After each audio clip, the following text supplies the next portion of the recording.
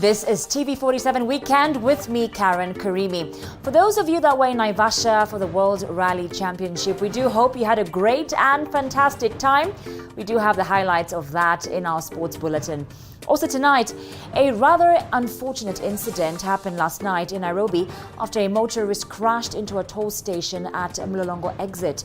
According to the Kenya National Highways Authority, the motorist was speeding as he approached the exit. More details to this and other stories making the headlines this Sunday.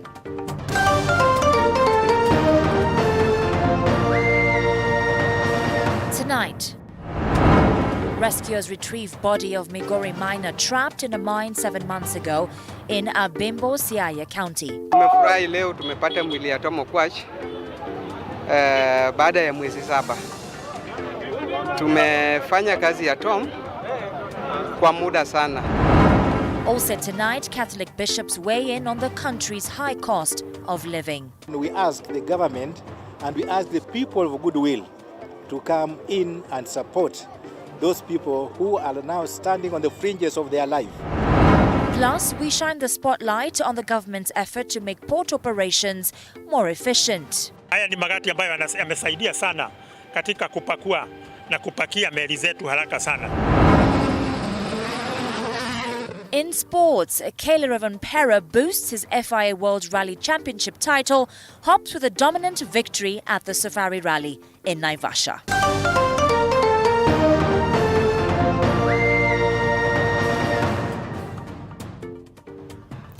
Welcome to the program. MOMBASA is our sign language interpreter. Tonight, to our top story, the body of Tom Okwach, a miner who was trapped in the pits of a LIMBO gold mine in Bondo, Siaya County, has been retrieved after 7 months since the accident.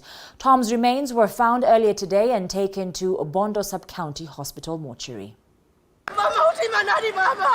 For Tom Okwach's family, it has been 7 months of anguish. 7 months of waiting. 7 months of hoping that soon they will get closure. And on Sunday morning, their prayers of retrieving the body of their loved one were answered.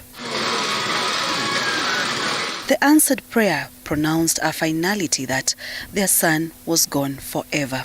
Leo tumepata mwili ya Tom Okwach baada ya mwezi 7.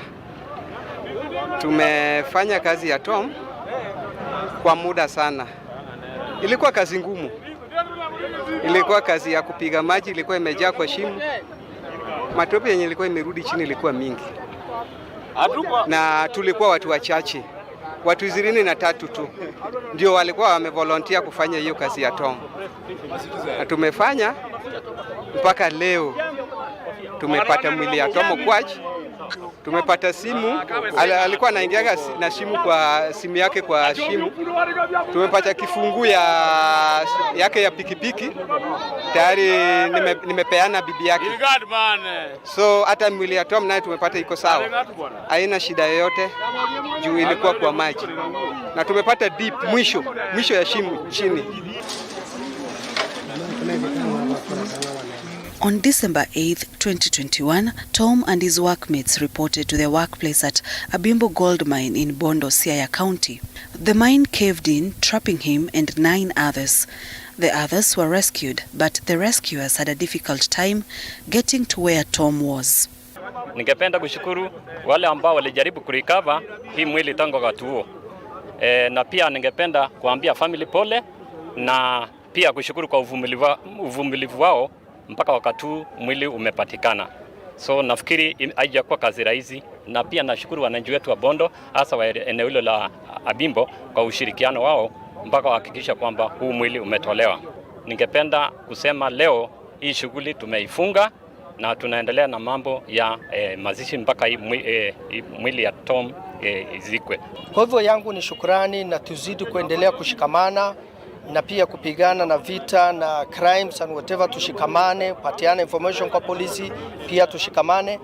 Kwa hivyo yangu ni kushukuru kwa hile bidii tumefanya hii muda, asanteni sana. Tom's family was at one point forced to raise money by selling properties including livestock to pay for the search of the body.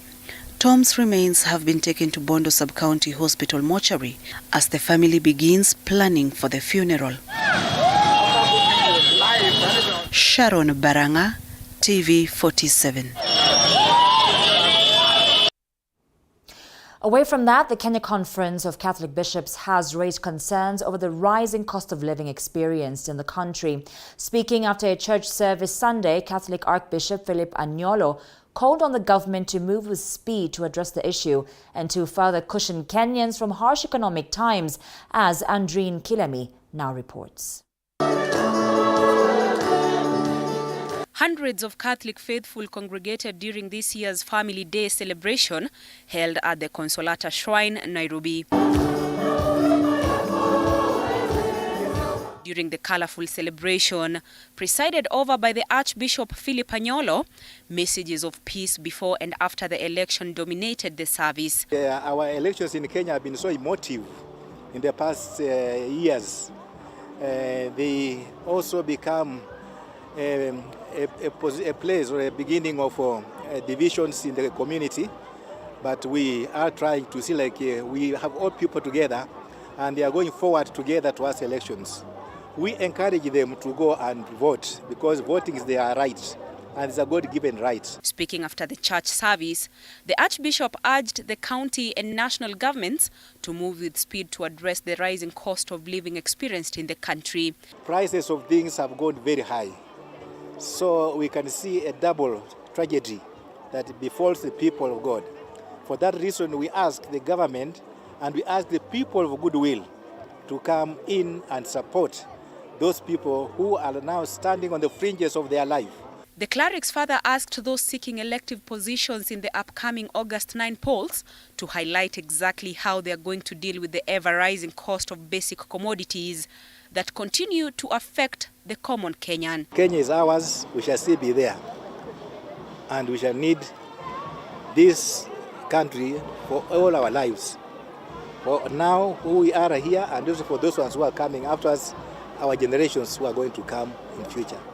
So whatever we do well now is for the better generations that are going to come. It's for better Kenya that is going to come. The Catholic Church has continued to preach peace, with the bishops releasing weekly exhortation messages aimed at sensitizing individuals, communities and the whole nation on the need for tolerance. Andreen Kilemi, TV 47. Civil society groups in the country have asked media houses, together with the Independent Electoral and Boundaries Commission, that's the IEBC, to remain ethical as the country prepares for general elections. Addressing the media at a Nairobi hotel on Sunday, the group criticized some political formations for publishing misleading information on their social media platforms, asking the owners of the mentioned platforms to delete the accounts of the culprits who do not subscribe to the rules and regulations of social media. The story was produced by Andrew Juma. As the date for the 2022 general election draws near, several non-state actors continue to express their displeasure in how the Independent Electoral and Boundaries Commission (IEBC) is planning to conduct the polls. With electoral campaigns already started, there is need to put in more resources for voter education, bearing in mind that actual voter education activities commenced extremely late in the electoral cycle, with the main reason being the statement issued by the Kenya Ministry of Foreign Affairs in early 2021, indicating that Kenyans do not require voter education. Civil society organizations in the country have gone a step further and are now petitioning technology giants that own popular social media platforms to crack the whip on people spreading hate speech as Kenyans head to the polls. Fake news and sophisticated disinformation campaigns are especially problematic in nascent democratic systems like ours in Kenya. When these activities move from sporadic and haphazard to organized and systematic efforts, they become disinformation campaigns with the potential to disrupt campaigns and governance in Kenya. The increased rate of violence in political rallies has also been singled out as one of the issues likely to negatively affect the credibility of the polls, with politicians now put to center stage to tame their supporters. Tutaendelea kufuatilia vikao hivi ili kuweza kuleta wananchi na wale ambao wanania hizi viti pamoja, ili waweze kuwakagua na waweze kuuliza maswali kama hao viongozi kweli ni watu ambao wana meet the requirements of chapter 6 of the constitution. Further, the organizations have asked the media to give candidates equal coverage to avoid tension during the political season. With electoral campaigns already started, there is need to put in more resources for voter education, bearing in mind that actual voter education activities commenced extremely late in the electoral cycle, with the main reason being the statement issued by the Kenya Ministry of Foreign Affairs in early 2021, indicating that Kenyans do not require voter education. For TV47, I'm with Dennis Njiru. For the third day today, the Kenya Kwanza Alliance continued to woo the coast region ahead of the August general election. Today, the team campaigned in Kilifi, and as our reporter Patronella Gorin reports, Kenya Kwanza has promised to stabilize the ailing economy. Kilifi mnasemaje? With 43 days to the general election, the Kenya Kwanza team led by Deputy President William Ruto has continued to traverse the coast region to woo more voters ahead of the August 9th election. Today they toured Mariakani, Gotani, Kikambala and Mtwapa in Kilifi County. Mtwapa mmesemaje? Here Ruto assured residents that if elected, he will ensure that the country's economy is stable. Mimi nataka niwaulize ndugu zangu watu wa Kilifi. Tumesema sisi tulioungana na Kenya Kwanza, tukasema kama kuna hali ya dharura Kenya, ni tubadilishe uchumi ili tuhakikishe ya kwanza, jambo la kwanza, tunapunguza gharama ya maisha Kenya. Sisi katika ukanda wa Pwani tuko wabunge 36.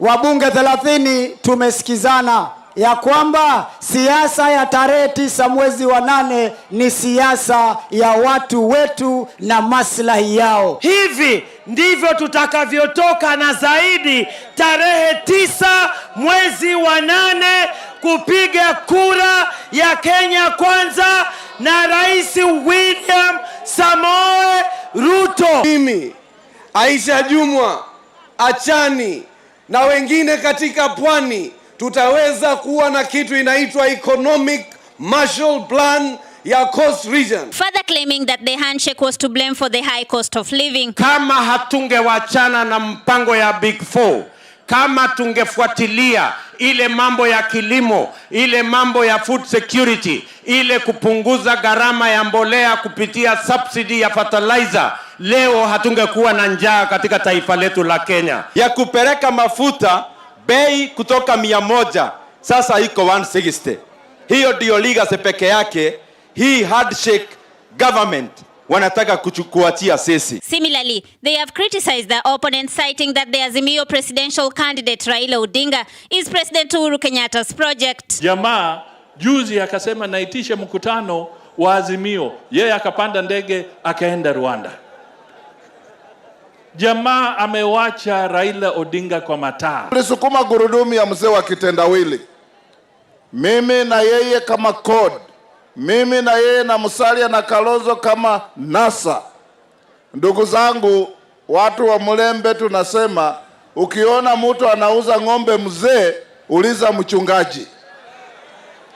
Sisi ndio tulikuwa wachungaji na tunajua huyo mzee hawezi kazi ya Kenya ya sasa. Yeye ni project kwa sababu anataka kuendeleza hiyo dynasty yao ya watu wachache kutawala Kenya. Zamani wale ndugu wanapingana na William Ruto walikuwa nasema hii ni ngome yao, lakini safari hii tunawaeleza hii ni ngome ya Kenya Kwanza. Kilifi mnasemaje? The Kenya Kwanza 3-day tour of the coast region has finally come to an end, with the Deputy President together with his brigade insisting that they already have the coastal region votes in their basket. Only the 9th August general election will tell. Patronella Goren at the Mtomondoni grounds in Mtwapa, Kilifi County. Mtwapa mmesemaje? With 43 days to go before the August 9 polls, AZIMIO la Umoja One Kenya presidential candidate Raila Odinga was up and running Sunday, pitching tent in Wajir County. Where he drummed up support for his presidential bid, Odinga promised to reopen the closed Kenya-Somalia border if elected on August 9th. Mike Kagwongo has that report. As clock ticks towards the August polls, presidential aspirants have heightened their strategy in their vote hunt. In his Wajir County tour Sunday, Odinga said that the closed Kenya-Somalia border will be opened to enable business flow between the two countries. Tumesema tutafungua mpaka kati ya Kenya na Somalia ili tuwe tunaweza kupata sukari hata mchele kutoka ngambo hili kuja pande hii kwa njia sawa sawa. Hii boda ya Kenya na Somalia lazima ifunguliwe. Lazima watu wafanye biashara na kila mtu apate nafasi na serikali ifanye kazi yake, lakini biashara iendelee kati ya Wakenya na Wasomali. Si namna hiyo? Hakuna haja ya kufunga kwa sababu haisaidii.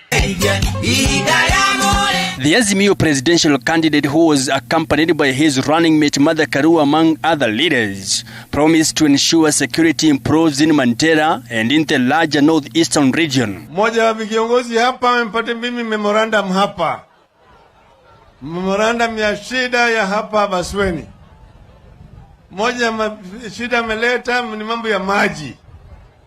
Amesema maji mtu ya Wasonyiru napita hapa na maji hakuna hapa. Sio? Atunataka maji itolewe pale na freji niletwe hapa kwa watu hapa. Sio? Hiyo tutaweza kufanya. Tunaweza kufanya hiyo. Pili amesema ati tunaweza kujenga chimba mabwawa. For a long time now, the region has been on the spot with insecurity incidences following attacks from the Somalia-based Al-Shabaab militants. Kule kuna Hawiye na Darot, na kwa sababu ya hiyo sub-clan wameleta shida tangu wakati wa kung'olewa mamlakani Siad Barre, ambaye aling'olewa kwa mguu akapitia Nairobi akaenda akakufa nje ya Nigeria. Bila Somalia kuwa na amani, ni lazima sisi kama wananchi wa Kenya tujue hatuwezi kuwa na amani ya kutosha. The latest incident was on Thursday when armed militants stopped a bus in Mandera and lectured passengers for at least 2 hours.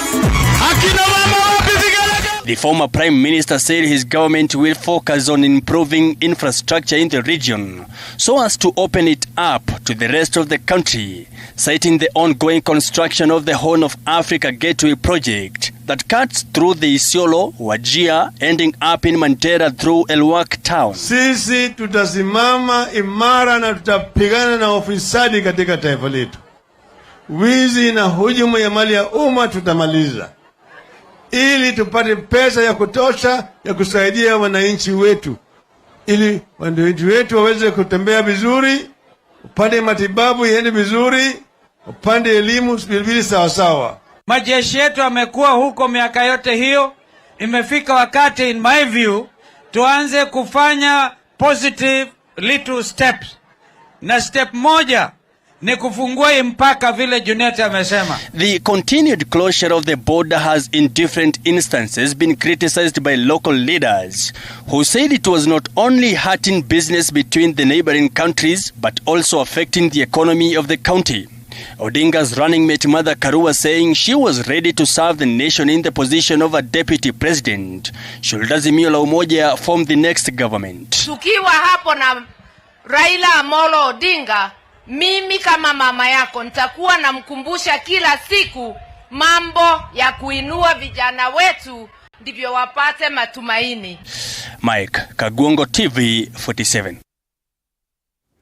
Also tonight, small parties in the AZIMIO and Kenya KWANZA coalitions have defied calls to step down for the big parties, saying they have a right to field candidates. In a show of open defiance, UDP party leader Cyrus Jirongo, who is contesting the Kakamega gubernatorial seat, told AZIMIO presidential candidate Raila Odinga that he will not cede ground for ODM candidate Fernandez Baraza. Kenya KWANZA, allied to TSP party leader Mwangi Kiunjuri, said the parties are following the will of the people. Polo Kamau has that report. Days after the AZIMIO Coalition Council resolved to have weak candidates step aside for popular ones, backed by the major political parties in key battlegrounds with Kenya Kwanza, there has been tension in some quarters. Raila ako na chama yake ni ODM. Mimi iko na chama yangu UDP. Hakuna mtu atakuja kuniambia chama yangu isisimamishe mtu. Unanielewa? Unanielewa? Mimi najua mbinu zao. Wamejaribu hata Jironga sisimame, lakini niko hapa. The move has elicited a political backlash from the coalition's small affiliate parties, with Kakamega gubernatorial candidate Cyrus Jirongo telling off AZIMIO presidential candidate Raila Odinga, saying he will not be intimidated in his quest to become the next governor of Kakamega.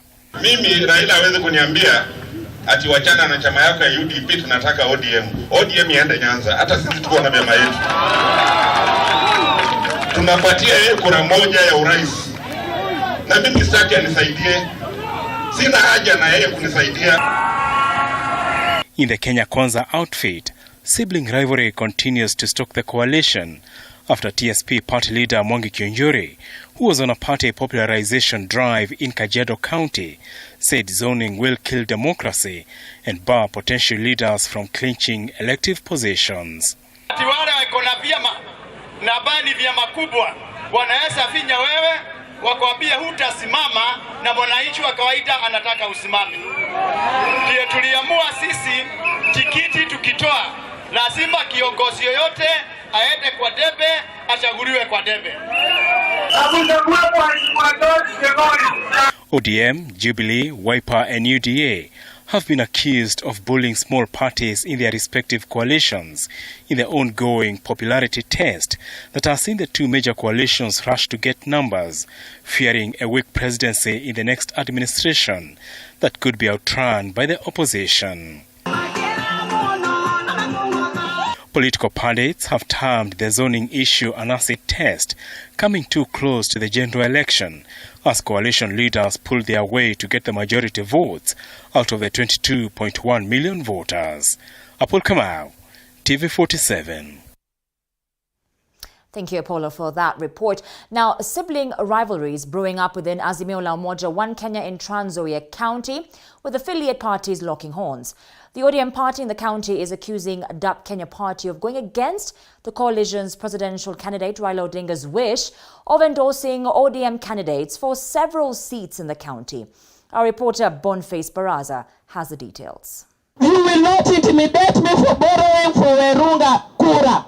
I will stand na nitamwombea, and this is our farm na ninaelewa. Wakati Musoka alikuwa anaongea, nobody said anything. Fanny's heart-on sentiment set the stage for AZIMIO La Umoja sibling rivalry in a Fenron Saboti constituency, Trans Nzoia County, where AZIMIO La Umoja presidential campaign team from the county, led by Moses Hawaya and Esther Colley, pointed an accusing finger at DPK team for what they term their selfish. Mnataka tuwapatie ma MPs wote. Tukiwa AZIMIO ni nyumba moja, tutagawana viti kisawasawa. Tunasema sisi tunaendorse kijana wa Muliro kwa sababu ndo kijana mwenye baba aliendorse hapa. Tunasema tunaendorse Caleb Hamisi kukuwa MP wa Saboti kwa sababu huyo ndo baba alikuja akaendorse hapa. Hatund is eyeing Trans Nzoia women representative seat on DPK ticket. Mheshimiwa Caleb Hamisi, tunaomba utulivu. The team accused DAPK for rooting for six-piece mode of voting, which they say goes against coalition flag bearer wish, since he had endorsed Saboti MP Caleb Hamisi to retain his seat, similar to Msoke Mliro, who is eyeing senatorial seat on an ODM ticket. Na mambo mengine imeingia katika Trans Nzoia hii, wanasema tupige suti. Ndugu zangu, msijaribu kwenda hiyo barabara ya suti. Ni mtu akufe kifo yake. Na nataka kuomba ndugu yangu mheshimiwa anatembea. Suit hapana. Jiombe kura yako. Ama namna gani ndugu zangu? Kubeba watu kwa mgongo hapana. Jiombe kura yako. Wakati baba alikuja Saboti, si alichukua kijana yake akainua mkono juu. Baba si alikuwa anagawa nyumba yake, lakini akawacha zingine. Kwa hivyo hizi zingine mimi nikiwa kijana wenu mkubwa nitaketi pamoja na ndugu yangu na atembea, alafu tukawanisha hawa vijana wasikuje wakagongane, alafu tuharibu Trans Nzoia. The team also rooted for Raila Karua ticket. Mimi nasimama hapa kwa nafasi ya Martha Karua na mama Martha Karua, wamama wote Kenya mzima. Sisi tumeamua ya kwamba wamama wote Kenya mzima tunaenda kupanga nyuma ya Martha Karua.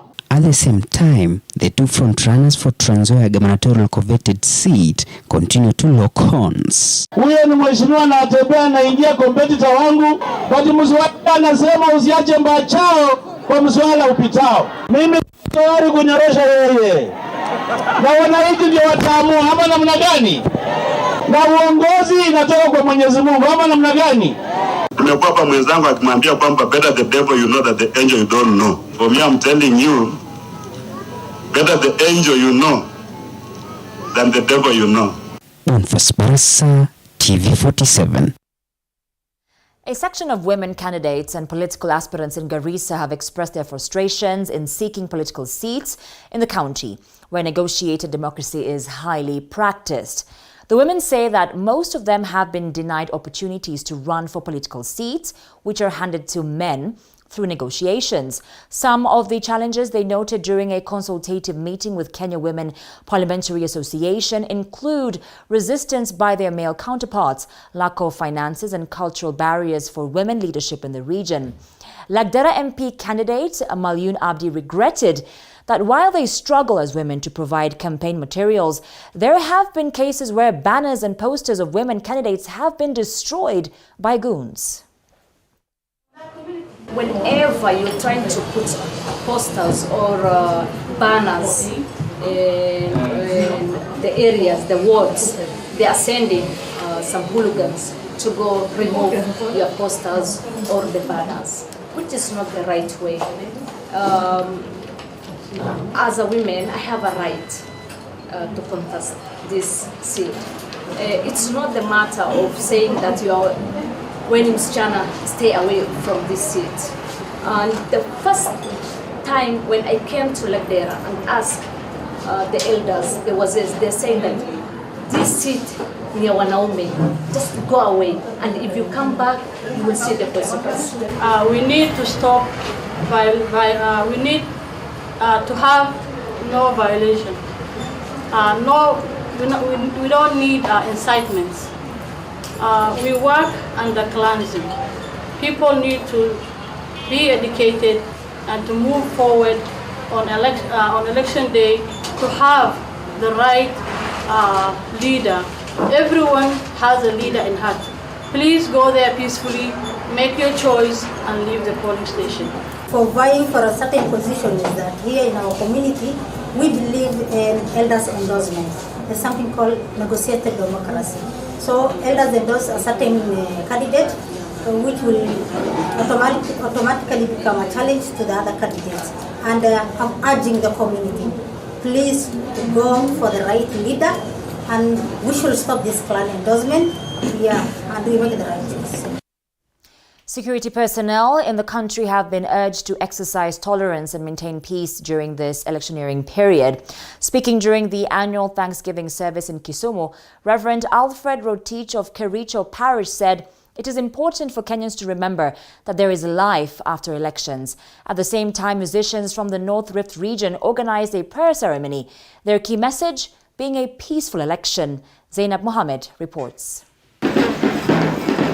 Speaking during the annual Thanksgiving service in Kisumu, Reverend Alfred Rotich of Kericho Parish said security personnel should operate within the rule of law, especially during this electioneering period. According to him, it is important for Kenyans to remember that there is life after elections. Security officers. There is also the oath that you took of allegiance. You swore, and you swore to this country, you swore to God and to the authorities that you are going to follow the rules and regulations, and nothing should stop you from doing that. Yours is not just a career, but it's a discipleship calling. It is a calling that God has called you to do. And therefore we have to offer it to God now and then. We have to bring it to the altar to tell God, please, that you have called us to this, walk with us.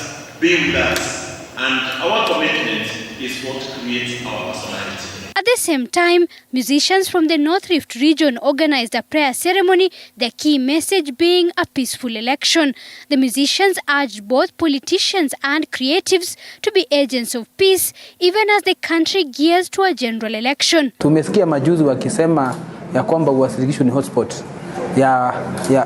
Yani kunaweza kuwa na machafuko. Na haya mambo tumekutana hapa kuyakemea na kuyaombea na kusema ya kwamba uwasilisho itakuwa ndio chanzo cha amani katika hii Kenya. Yani sisi hatuna wasiwasi ya kwamba Mungu atatuwezesha raundi hii na amani yote itatoka uwasilisho. Jiwezetu tuendelee kuombea nchi ili kwamba wakati wote tunapotembea tukiwa kwa umoja, tukinena neno, ni kwa sababu muibaji anaweza imba na kwa dakika moja awe anapea watu milioni, kwa hilo neno moja linatembea kwa watu mamilioni.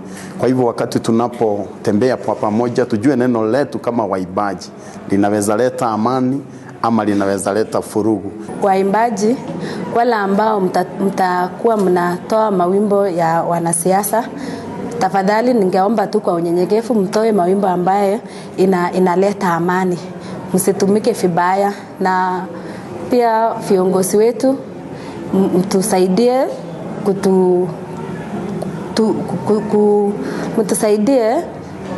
msaidie waimbaji kueneza hiyo injili ya amani katika kaunti yetu.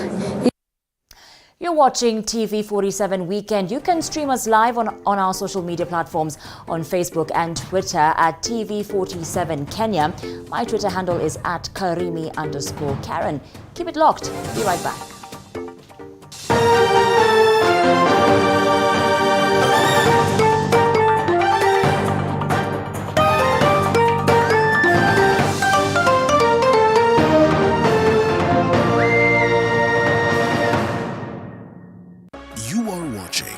TV47, the home of untold stories.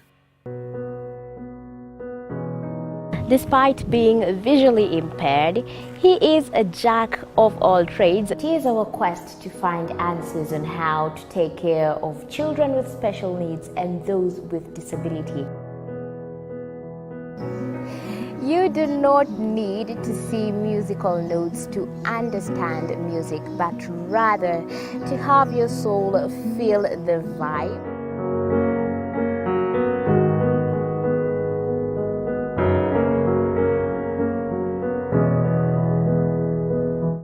Actually, for us to make a wheelchair, we have to take measurements of the user. After doing my assessment, I get to know the parent. I get to know the heaviness she's carrying. Disability comes at different stages of life.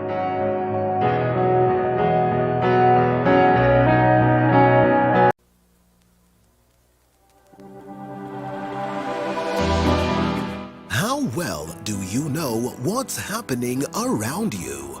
Morning Cafe with heated political debates.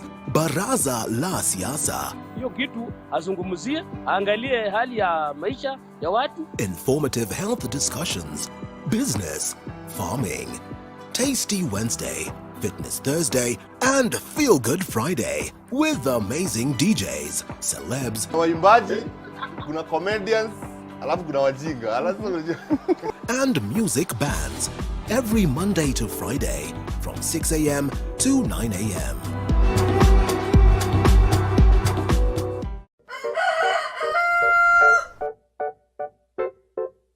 The next set of millionaires are farmers, as we know agriculture has been and still is the backbone of our economy. As we traverse the different counties to meet different farmers, we ensure to get the story of how they started farming and even how they continue to penetrate the market and overcome the challenges. Hapa, the reason why niliweka goose na si ducks.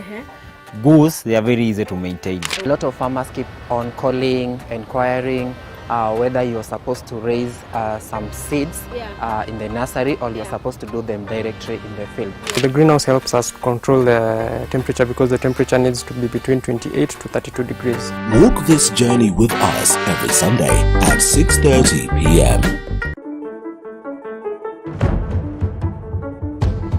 It's no secret, construction ain't cheap.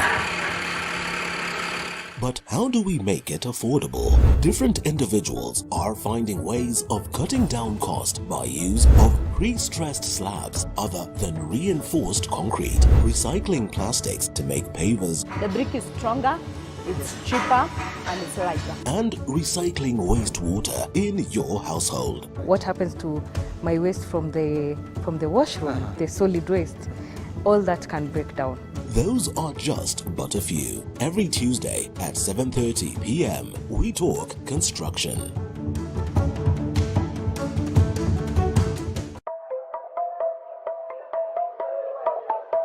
There's no alpha without an omega. There's no lead without any followers. No man is an island. We need each other. We need this conference. We say it, we do it, we act it. Kama una mpenzi wako, kila siku kama nilivyosema, kila siku mwishi mapenzi. We don't toe the line, we set the standard. We don't eat the grass, we lead the pack. As an alpha male, you're also a leader. Not to just women, friends and family, but to everyone else you've never met before. We are the beauty, the spice and the brains. The men's conference where men become alpha males. And you can catch us every Wednesday at 10 p.m.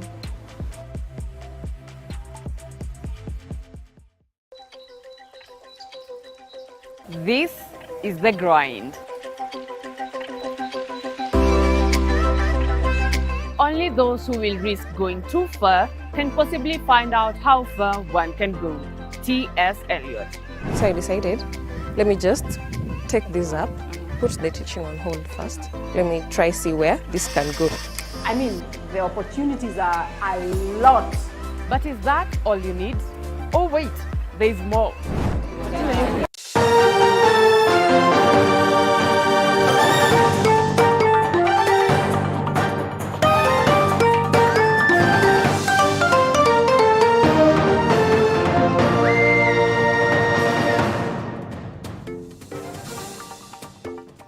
Welcome back to the program. Now, congestion at the port of Mombasa will be a thing of the past, considering the continuing expansion that is set to increase the port's capacity. The completion of Container Terminal 2, which is ready for operations, is set to increase efficiency and boost the country and regional trade. The port of Mombasa has now hit a record of 2 million 20-feet containers annually. Our reporter Patronilla Gorin took a tour of both Nairobi and Mombasa ports and filed the following report. This is the newest 300-meter modern berth at the Container Terminal 2 at the port of Mombasa. This is the same terminal that President Uhuru Kenyatta toured alongside Kipevu Oil Terminal a few months ago and is set to be commissioned soon. Container Terminal 2, which accommodates 2 other berths and sit on 100 acres of land reclaimed from the ocean, is set to improve port's efficiency not only at the port of Mombasa, but also at other sister ports like Naivasha and Nairobi dry ports. Congestion now, with the infrastructure we have, is a thing of the past. With the Container Terminal 1, we remember we had a lot of challenges.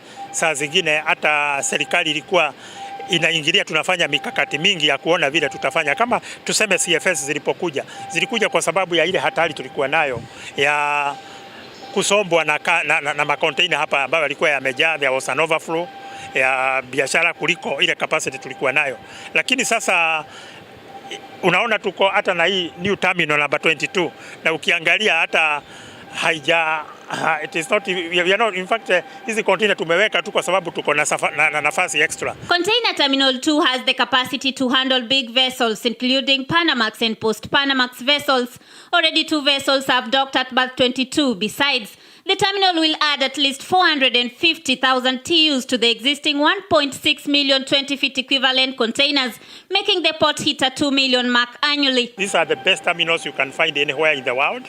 And I want to say that, like in Africa, You find them in very few countries. You can find them in Djibouti and South Africa and Egypt and a few countries. Haya ni magati ambayo yamesaidia sana katika kupakua na kupakia meli zetu haraka sana. Pia tumeweza kupata meli kubwa. Meli zile zinakuja na over 4,000 TEUs in out. According to the head of operations at the port of Mombasa, Simon Wahome, 40% of the container business at the port of Mombasa is handled by the Container Terminal 2, and coupled with the latest technology, the process of transferring cargo from the vessel to the standard gauge known as X-hook is set to enhance discharge of cargo from the port. Tunafanya X-hook.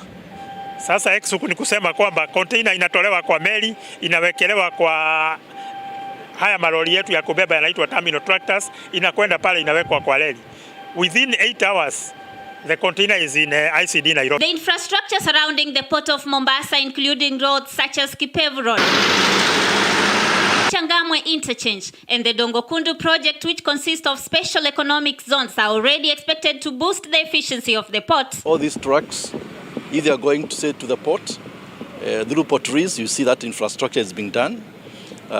If it's the SGR, we have bought more wagons to make sure that we can uplift and offload a lot of cargo coming from the airport all the way to the hinterland. So the whole system is integrated. That's why the port is so efficient right now. They've hit 2 million 20-foot containers equivalent, which is a record by itself. In terms of tonnage, over 35 million tons. When we visited the inland container depot in Nairobi, there was a beehive of activities. The trucks were checking in to collect their cargo, and the new technology at the dry port, including intelligent gates, have eased the process. Since the inland container depot ICD Nairobi started receiving cargo via SGR in 2017, the congestion at the port of Mombasa has tremendously reduced, with this depot now receiving up to 450,000 TEUs in a year. This depot is an interlink between the port of Mombasa and cargo received via the standard gauge rail. According to Nairobi and Naivasha's depot manager Paul Bor, the depot receives at least 8 to 10 trains, equivalent to more than 1,000 containers a day. Out of them, 2 trains head to Naivasha dry port. Automated, and it takes an average of 7 to 10 seconds to clear in a truck. So the efficiency level actually has gone up. The productivity level has gone up. The truck turnaround level has gone up. Despite the challenges that had been raised over the use of SGR by a section of clearing and forwarding companies, with some complaining that there was a mix-up in containers being railed from Mombasa, Bor says the process is now slick. Initially when we started, when SGR started, we had some challenges with the way the cargo was being picked from the manifest, but now it has been streamlined, and we have 2 types of cargo which are coming here. We have those which are called TPL, which are already nominated from the port of origin, and then we have the merchant cargo, where the owners will say, I want my container to go by rail. The depot through the SGR has also eased the exportation of cargo, with the facility now attracting fresh produce. Apart from the traditional exports like coffee, tea, we have also started seeing the new export passing through here, what is called fresh produce. These are mainly flowers and avocados, which require to be transported under some controlled temperatures. The port of Mombasa remains among the top 120 world container ports and top 6 in Africa. It is connected to over 80 ports globally and served by over 40 shipping lines. The completion of Container Terminal 2 at the port of Mombasa, which is now operational, is not only expected to increase efficiency, but also boost the economy of the East African countries. Patronila Goren for TV47 in Mombasa County. Awesome news there. Thank you, Patronila. Moving on, detectives in MURANG'A have commenced investigations after 2 employees of Green Park Restaurant along Kennel Sabasaba Road were hacked to death in cold blood. According to the police, a security guard and a member of staff at the hotel were said to have been killed after an 8-man gang invaded the establishment. Confirming the incident, MURANG'A County DCI boss Cecilia Mugambi said that the armed criminal gang entered the hotel at the wee hours of the morning, attacking the security guard who was on duty and a staff member who was reporting to work. Mugambi said the motive of the attack is yet to be established. We have 2 dead bodies where it was reported in the morning that a team of offenders or crime who came to commit some crime, which we have not yet established exactly the motive of their coming here, because having 2 dead bodies, it is true that there was some attack. And from what we're identifying is that they are not known to the teams that are here. The club has been in operation for quite some time. So it is apparent that we have not known whether this what was stolen, because again, the crime scene personnel, the imaging, they are still here to try and find out what probably may have happened. We don't have the motive so far. But investigations have started, and we do not have anybody arrested so far. But of course, using the forensic investigations, we believe that we are going to unearth something that probably could have happened. Manake sasa tunahitaji security huku. Hata ukiwa umetoka mbali kuja huku biashara, unaona sasa utarudi nyumbani hata bila kitu. Tungeomba serikali iongezee sasa maafisa ili uhalifu uweze kupungua. Kenyans have joined the world today in commemorating the International Day Against Drug Abuse, creating awareness on the risks and effects of drug use in order to curb drug and substance abuse.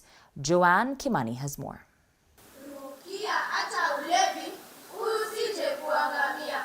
Drug use continues to be a major problem not only in our country but also across the world. And today, as the world commemorated the World Day Against Drug Abuse, a change in drug intake was noticed with new emerging psychoactive drugs such as cannabis edibles, prescription drugs, nicotine pouches, smokeless tobacco and e-cigarettes being on the rise. We also find there's an emerging trend in the use of nicotine pouches, and also the electronic nicotine delivery systems, or what we call the e-cigarettes. I think following the ban of shisha in Kenya, I think we are seeing now the rise in terms of the use of e-cigarettes, which is more or less what people are trying to replace with shisha. Then in terms of cannabis, I think we are seeing now an emerging trend in the use of cannabis edibles. The youth, being the most targeted demographic, have been urged to remain vigilant and not fall prey to the comments of politicians who use drug abuse as a campaign strategy or offer money to them to cause chaos during this electioneering period. So we want to urge the youth not to fall into these, being enticed into abusing drugs, and that's why we have very many youth ambassadors who can talk about the problems that they have faced and are having a problem being weaned out. So we want to discourage and to tell the youth that that is not the way to go. It is illegal and it will not be allowed. The political class uses the young people or the youths in Kenya. They give them drugs and then they go and cause violence in those political rallies. Now, my call to you, by the way, we have 43 days to elections. 43 days. That is 1 month plus a few days.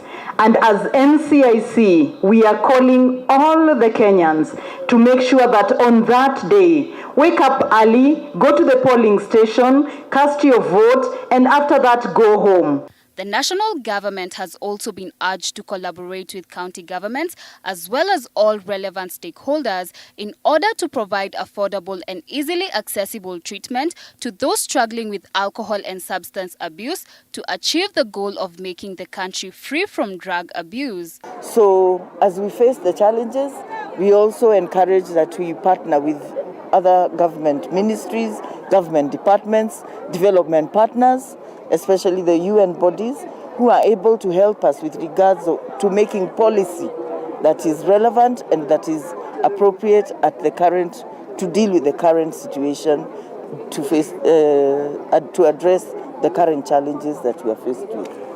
With new emerging drugs being on the rise, the youth have been cautioned against and asked to abstain themselves from these substances, while all stakeholders, particularly county governments, have been urged to do more to help curb the disaster. Joan Kimani, TV47, UN Grounds, Nairobi. One person died at the Nairobi Expressway early today morning, while an unknown number of people were injured and are nursing serious injuries at various hospitals within Nairobi. This was after a car crash which involved multiple vehicles.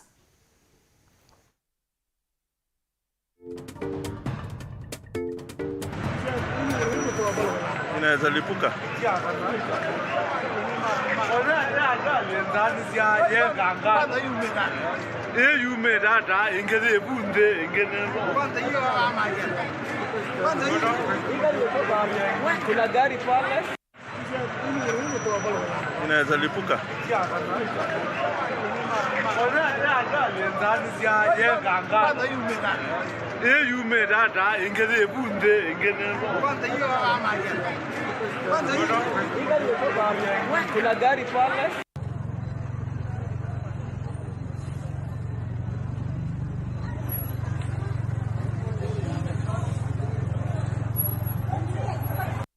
Quite unfortunate there. Now, the Lisbon Ocean Conference Summit is set to take place from June 27th to July 1st in Lisbon, Portugal, co-hosted by both Portugal and Kenya, with the theme being scaling up ocean action based on science and innovation for the implementation of Goal 14, stock-taking, partnerships and solutions. The Kenyan ambassador to Portugal, Professor Judy Wahungu, confirmed the attendance of Kenya's head of state. She also stated that relations between Kenya and Portugal in the various sectors will be promoted, with President Uhuru Kenyatta's reviewing the details of mutual agreements. She emphasized on the importance of enhancing marine trade, protecting oceans from illegal fishing, and the expansion of marine protected areas. Professor Wahungu recognized the shared history and cultural attributes between Portugal and Kenya, which made it fit for the two nations to co-host the summit. Long work in progress. We actually started the process in 2015. It is historic, because this is the first time in history that a Kenyan head of state has been recognized by our hosts, the Republic of Portugal. We will continue to promote people-to-people engagements between Portugal and Kenya, but at the same time, we shall also promote trade and investment between Kenya and Portugal. We will also have some mutual agreements, the details of which the President will reveal during the state visit. Our marine trade must also be enhanced. Most importantly, we need to protect our oceans from illegal, unregulated, and unreported fishing, which you know has continued to be a death in our marine ecosystems. But also, very importantly, from an environmental point of view, we must expand our marine protected